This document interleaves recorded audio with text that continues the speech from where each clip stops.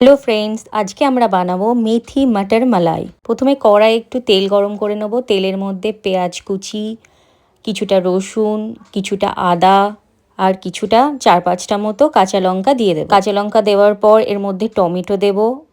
Tomato দিয়ে একটু নাড়াচাড়া করে নেব। তারপর এর মধ্যে 2 চামচ মতো তিল আর 5-6টা কাজু। তারপরে লবণ আর হলুদ গুঁড়ো।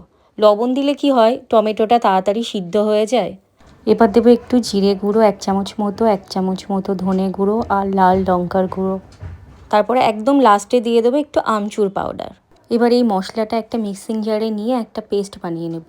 তার মধ্যে ওই সেম কড়াইয়ে আমরা একটু কুচনো মেথি শাকগুলো অ্যাড করব। মেথির শাকটা একটু ভেজে ভেজে নেব আর জলটা যেটা বেরোবে সেটা শুকিয়ে নেব। শুকিয়ে নিয়ে আমরা অন্য পাত্রে ট্রান্সফার করে নেব। তারপরে তেলে একটু জিরে ফোড়ন দেব। আর যে বড় এলাচ হয় সেই বড় এলাচের বীজ দেব। এলাচটা দেব না, কিন্তু শুধু বীজগুলোই দেব। তারপরে যে পেস্টটা বানানো ছিল সেই পেস্টটা ঢেলে দেব। 1 বাটি সিদ্ধ মটর দিয়ে দেব, সবুজ মটর।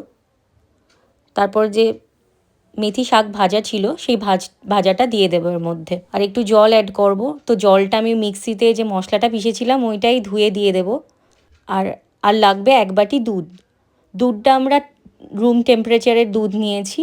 আর ডাইরেক্ট দেবো না, এটা একটু সবজি মিশিয়ে ঢেলে দেবো, তাহলে দুধটা ফেটে যায় অনেক সময় সবজির সাথে ঢেলে দিলে। তো এইভাবে মিক্স করে দিলে দুধটা ফাটে না, দুধটা ঠিকঠাকই থাকে, সবজির টেস্টটাও ভালো হয়। প্রায় হয়ে গেছে। তো এখন এই হওয়ার মুখে আমরা একটু কাসুরি মেথি ওপর থেকে ছড়িয়ে দেব।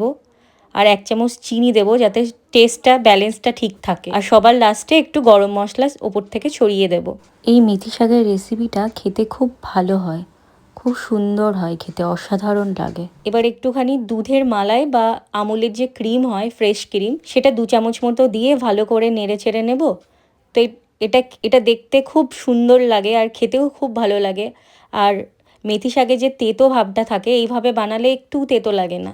এটা রুটি, পরোটা, নান যে কোনোর সাথে খুব ভালো লাগে খেতে। তো আপনারা একবার বানিয়ে দেখবেন, খেতে খুব ভালো লাগে। আবার একটা নতুন রেসিপি নিয়ে আমি হাজির হব, আপনারা সঙ্গে থাকবেন। রেসিপিটা ভালো লাগলে অবশ্যই লাইক, শেয়ার অ্যান্ড সাবস্ক্রাইব করে দেবেন। ধন্যবাদ।